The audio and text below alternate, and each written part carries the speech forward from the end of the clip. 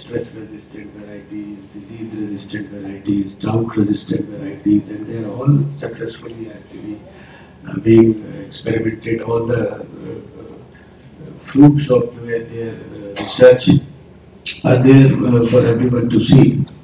But in spite of so much actually happening in terms of the progress in science and so many successful movements already there, I just mentioned about smallpox and polio. You still have 2 days back there was a news item on NDTV which I saw that in one district in Kerala, the nurses are being attacked by people because they were giving vaccination for measles and rubella. And still there is a misconception amongst various sections of the society. They feel that it is going to lower your life expectancy. And these types of myths and superstitions or maybe misinformations or rumors, they still continue to plague the whole world. I'm sure such things may be happening in other parts of the world also. And then I remember how critical it became for India in the polio eradication movement when some sections of the society, some of the districts in UP and Bihar, they were convinced that the polio vaccine, it causes impotence in children. So the women will hide their children in the innermost rooms of their houses in many of the districts in India. And I strongly remember and recapitulate, I had gone to the Prime Minister of India with the WHO people to take his help. And then a special poster was created with the Prime Minister Atal Bihari Vajpayee appealing to all such people, appealing to the in charges of the mosques in India. And we also had to organize a huge number of meetings with the imams and the in charges of all these mosques, etc., to convince them. It took us a couple of years. The early part of this 21st century, 2001, 2002, 2003 were the years when the polio eradication program just got a setback because we were not able to handle some of the districts. And in those districts, this rumor was so prevalent that this is something which will cause impotence. So this is another big challenge that, and then 17 years later, when I read this news 2 days back, that it is still happening in some of the districts in Kerala, it was literally very shocking. So this is another aspect of the whole activity of this international vaccine program, which needs to be taken care of simultaneously. That's why I always say that research in the laboratory has to be supplemented with activities in the field also. What our scientists are doing, they must be communicating very ably and in a very dynamic manner with the people outside, with the community, with the society. Otherwise, when after 8 years, 10 years, 20 years of research, you bring out something, and if you are not able to communicate to the people, you still, I'm sure the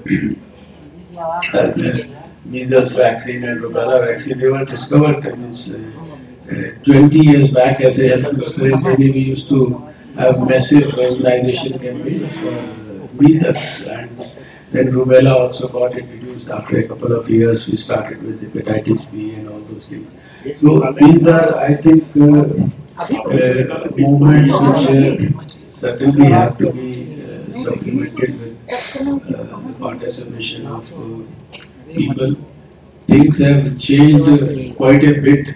I was just thinking that how this vaccination has maybe changed the scene. So I have practiced almost over 30 years as a practicing ENT surgeon, and I was comparing my 30 years of my own practice with what we used to do in the medical college. So I recall that we used to see a lot of, we were used to, as a resident in ENT, we were called for a call from an infection disease hospital with cases of young children getting afflicted with diphtheria, and we had to perform a tracheostomy because they were having those respiratory distress and all.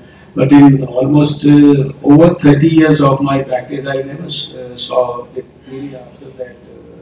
What I used to see in the 70s. So I think this is the great, you can say, fruit of the hard work of hundreds of scientists. I think this function for me is an occasion to pay tributes to the sincerity, commitment, dedication, hard work of all the scientists. And I think Professor Bhan is here. We know that how much he was instrumental along with his team of people, and people like Dr. Dinkar Solanke, Dr. Malhotra, Vijay Raghavan, and so many others. They are still pursuing so much about strengthening the movement for vaccine development. And this occasion, I think, should be certainly be used as a moment to pay tributes to all of them. And of course, I always remember Mr. Sock and Mr. Sabin with great respect, because these are the two people who brought these oral polio vaccines and injectable polio vaccines, which gave me the privilege of working for a polio-free India and to realize my greatest dream in life. So it's, I think, we all, with a great amount of respect, pay our highest tributes to all those who have contributed not only in India but all over the world for the development of vaccines, which certainly are a great help for strengthening the field of health, for not only preventing infections but for strengthening the economy. So many things. It's like it's difficult to describe it in words. And imagine a world without vaccines. Now, in retrospect, if we imagine that we never had a vaccine for smallpox, polio, those who are born after 78 or 79, they don't have that smallpox mark now. And maybe now, maybe few years from now, people may not be requiring those polio drops. Once we get polio out of Pakistan and Afghanistan in another 2-3 years, we should be able to do all that. So it's a great occasion, and I am so happy that focus, at least here I can, from here, what is written here, I can imagine that malaria is going to be a strong focus area in this particular conference. And for India, malaria, like many other diseases, is very, very critical, and I wish we shall have a vaccine against malaria in the future years in a reasonable amount of time. I only pray and wish success to all the efforts of all our colleagues involved with this activity, and more particularly this institution which is focused on this. Thank you so much. Namaskar. Jai.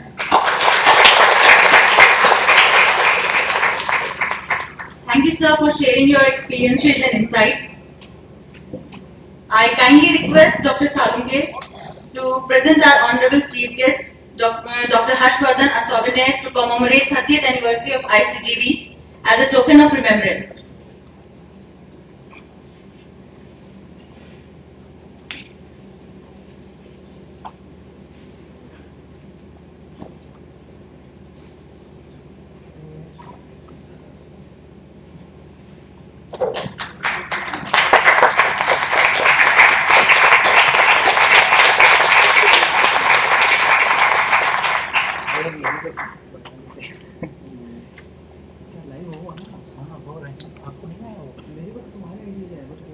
I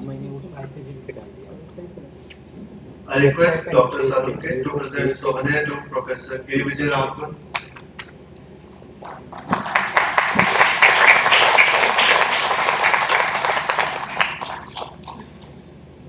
Professor Monu Jaga.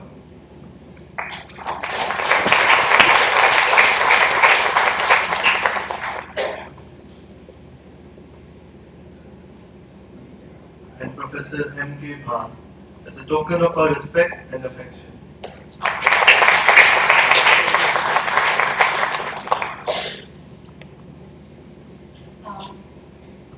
Today on this occasion, we have another memorable event as our Honorable Chief Guest Dr. Harshvardhan will present his book to Dr. Mauro Jaka and Christian Brescio.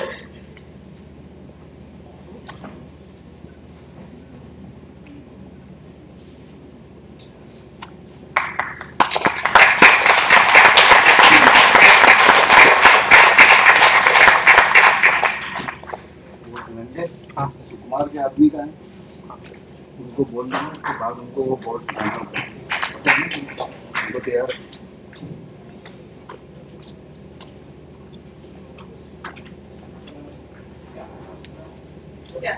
Dr. Christian Brescio.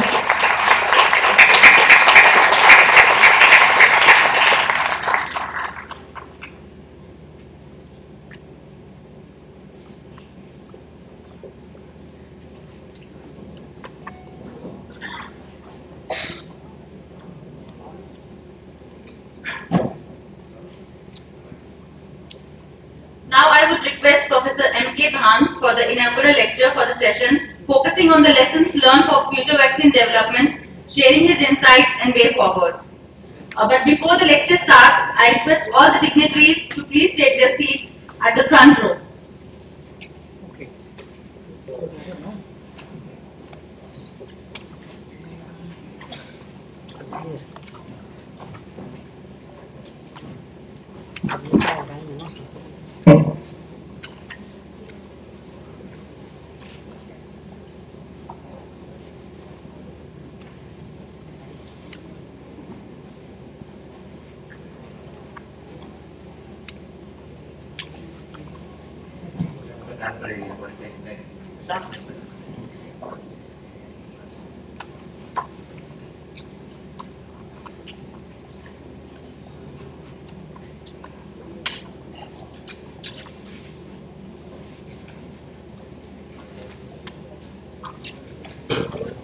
On करना होगा ना? On करना होगा, पहले वो हट जाए तब सब हट जाए तो प्रोजेक्ट ऑन करना है। हाँ,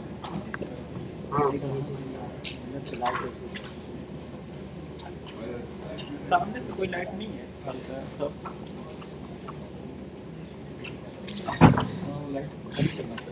वो सब बंद करेगा, मेंटेनेंस वाला आएगा बंद करेगा।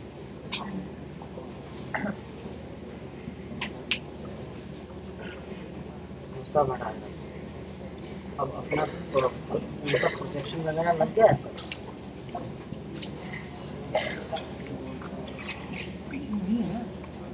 हाँ, अभी रुक जाओ, अभी सुनो, स्लाइड वहाँ है, कॉपी है, कॉपी। उनको हटने तो दो पहले, उसके बाद ही होने दो।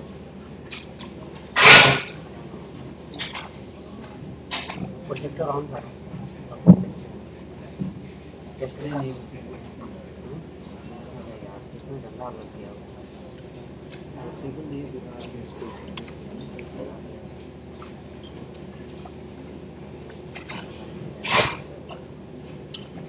ये लाइट को थोड़ा सा डाउन करें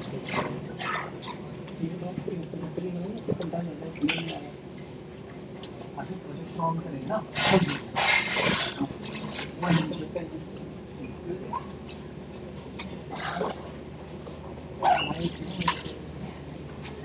आप वही रहो, प्रोजेक्टर ऑन होना है और स्लाइड लगनी है। सुनो, इनके उसको कॉपी इंटरनेशनल कॉन्फ्रेंस ये भी स्लाइड है।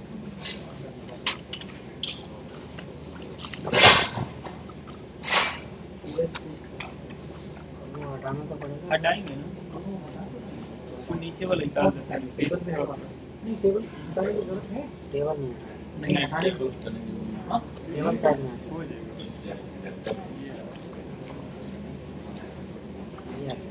अब प्रोजेक्टर ऑन करो। हाँ लाइट भी कम हो गई। प्रोजेक्टर ऑन करो।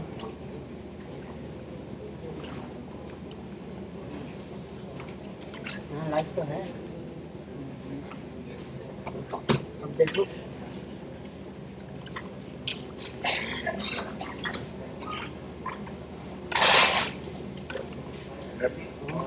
कर दी।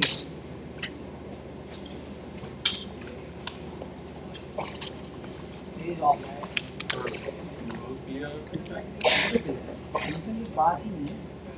ठीक है ना? Okay, a very good morning to all of you. My happiest congratulations to ICTUB,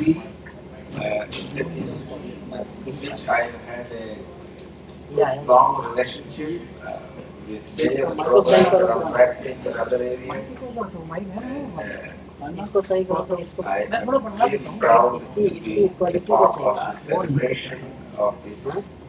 endurance with grace and excellence over the long period of time. So I congratulate everyone who has ever had anything to do with this great institutional network. ठीक है ना? And congratulations. दोनों mic तक पकड़ो। Dinkar has a very exciting sense of humor. He gave me a title for a talk that I had to spend half an hour thinking what does he want. He wants to know about the future vaccine from a grassroots level. वो slide out दो। I guess I have to interpret it in some way.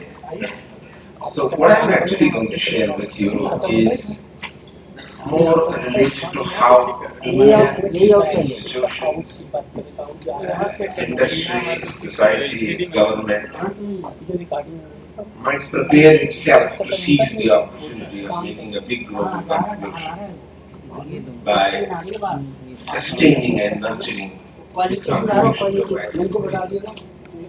And there are several reasons why I say that. The tradition, societies receive innovation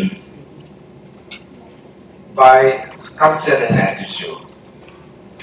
Some are conservative and some are hungry for new things.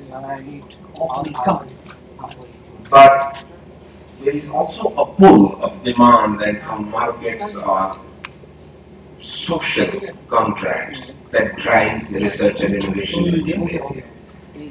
And I think the vaccines have two characteristics which are very unique. Other than antibiotics, I cannot think of anything in this world where a product of science and technology reaches the poorest, the remotest, the most destitute and disabled humans in this world. I was some months back on the India-China border in Himachal, and I checked out their immunization coverage and it was 60%. And I was mesmerized by this example. I actually cannot think of any impact of science and technology which is more equitable and socially relevant as immunization. And I think in this changing world where rights of people and the well-being of people is as important as producing smart humans, this is an area worthy of celebration. Secondly, because India's contribution to the low and middle income country requirements for reduced cost but high quality vaccines is critically important, because I do believe that in the vaccine world we have shaped a different model of social innovation from what is traditionally the discovery, translation and markets and business types of model. It's been a tremendous success, and I think it's one of the biggest triumphs of the global policy makers, national policy makers, socially committed humans in this world, to have helped shape this model where the vaccines used in the United States and Europe are the same that are used in Africa today for every child. Just a combination of dreamers and doers to produce the social impact of unparalleled excellence. And I think for a country like India, which hangs in the balance between solving its own huge problems, but also has a place, an emerging place in the world where it's expected to contribute. This is one area which serves as a kind of a case study of how to do that well. There are also tremendous unutilized opportunities in the vaccine. You know, influenza, respiratory syncytial virus infection, dengue, chikungunya, emerging infections, a whole lot of opportunities, and then chronic disease and cancer. We have potential epidemic threats. And then, as our esteemed and beloved Prime Minister says with great eloquence, science must produce well-being for people also by creating jobs, and manufacturing is critically important for countries like us. And therefore, this also has the potential to contribute in that direction. I would first try to say what has changed in India that I think gives our scientists an opportunity to peak their creativity in science now. Our immunization, which is our demand creation, is the scale of our immunization, is going through a transformation with 6% increase in immunization coverage each year, which means that in next 3 or 4 years we will reach 95% coverage for immunization. It is spectacular for a country as diverse and difficult as India is. It involves so much sweat and toil and brilliance in delivery that I am privy to watching lots of people in different ministries, state governments. I would say if at this ripe age of 70, if there is one thing that gives me tremendous pride, is to see what we've done with it. And I take this opportunity to congratulate and compliment our Honorable Minister, because as Health Minister and for years before that, he championed much of it. Our manufacturing is gradually transforming in quality. And I don't think this perception is that clear of how much there is internal transformation in the R&D capability of our industry or in its way to. And this has given us a very critical role as a supplier of quality vaccines, pre-qualified by WHO for LMIs. To the pressure of quality by the world, particularly by WHO and FDA. I know people get angry when people ask for a lot of pressure on institutions and industry, but I have seen the transformative effect of this on quality, that most of our friends in industry are very grateful for this pressure. They don't see it as pressure anymore. And so WHO pre-qualification has become an excellent benchmark for getting vaccines into the UNICEF purchase system, and thereby all the children involved in the country. And so, very proactive governance in India has created public trust in the use of multiple vaccines. 6 years back, vaccines were discussed on television, on streets. There were dirty fights about the way we do our clinical trials, lack of ethics, evidence-based decision making. In 3-4 years' time, you never hear a question about vaccine on television. It's just been a total transformation, and I would like everyone here to be aware of what a terrific job everyone in this country has done, the government, the institutions, the agencies, to suddenly transform a situation of mistrust into one of tremendous trust.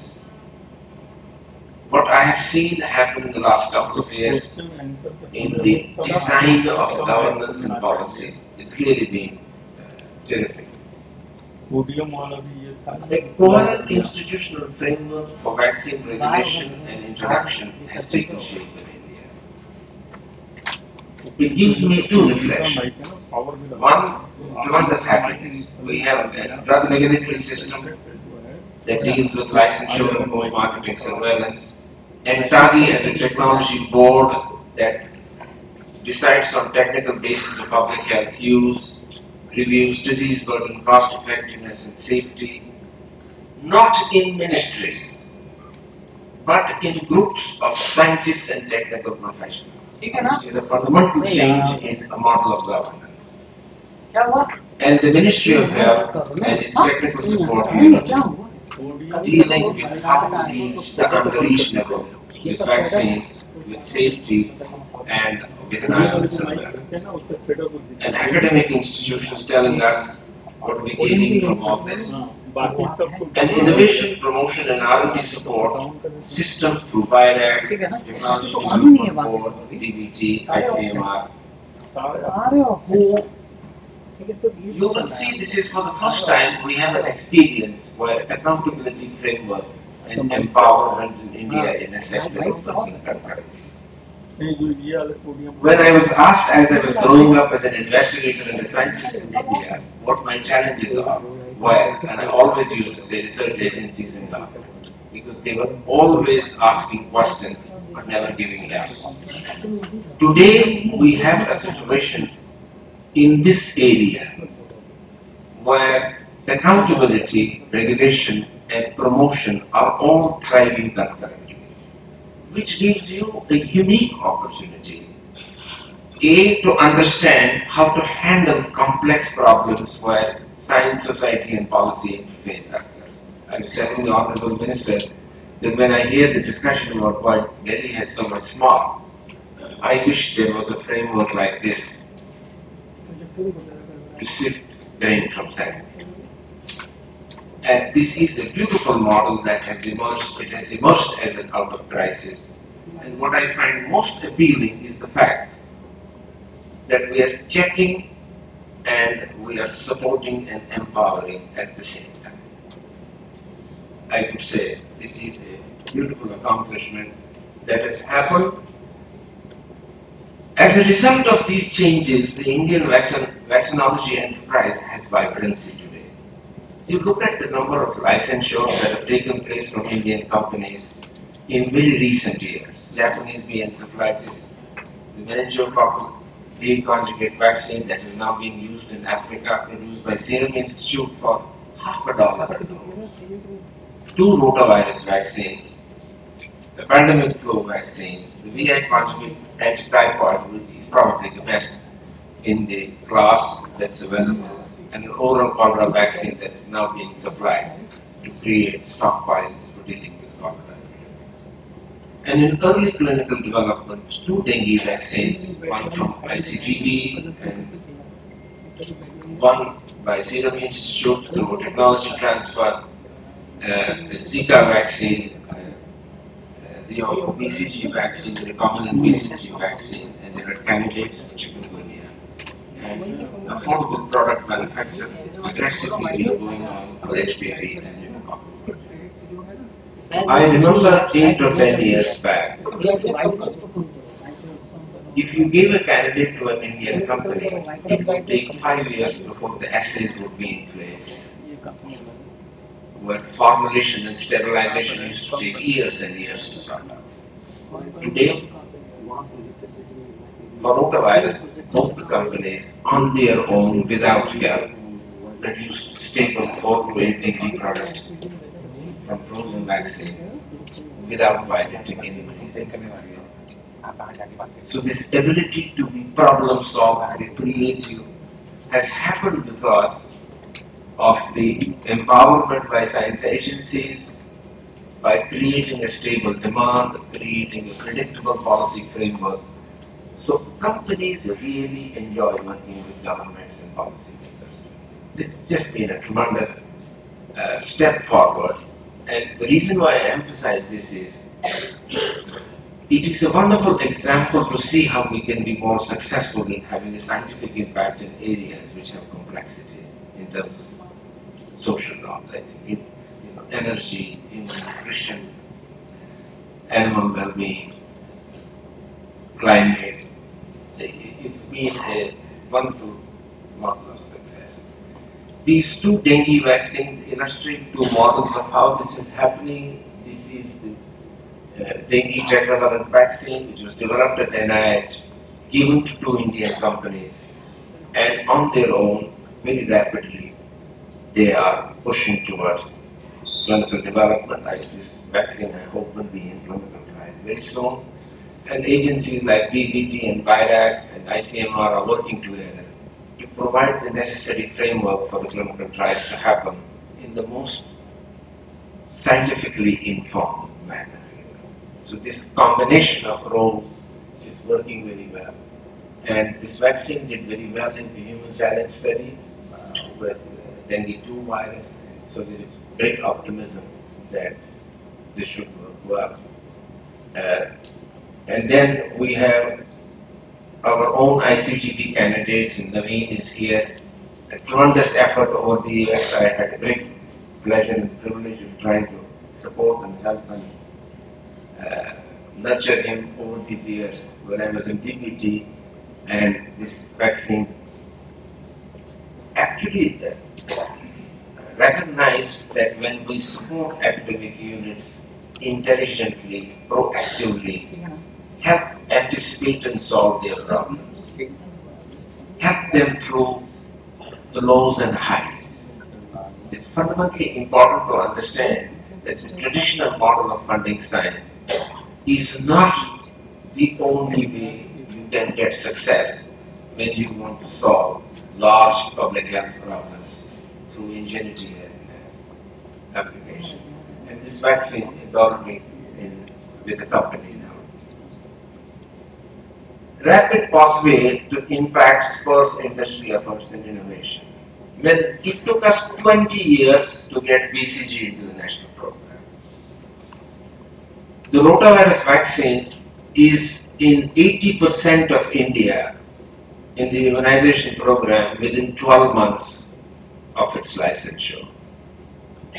This should give you a sense of how much the system has evolved in supporting social innovation. And again, Harshvardhanji was the Minister of Health at that time and our esteemed Prime Minister. The two of them did a brilliant job of good governance. Decisive, strong, they asked tough questions when they were convinced this vaccine is all over India.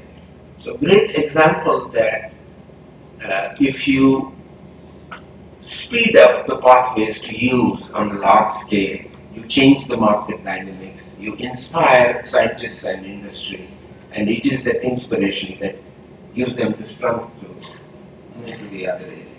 Now we have large number of infections still not controlled by vaccine. I think the common influenza vaccine is a big green respiratory sensitive virus, tuberculosis, malaria. But on top of that, we have a large number of pathogens, emerging pathogens with epidemic potential, and these have now been kind of identified as the priority ones by the World Health Organization, and we have prepared ourselves to contribute to this role. But we also learn from what has been happening that there are some things that we should have done better. I think we many times tend to support on a very broad canvas the peripheral and the critical scientific questions get addressed with equal investments.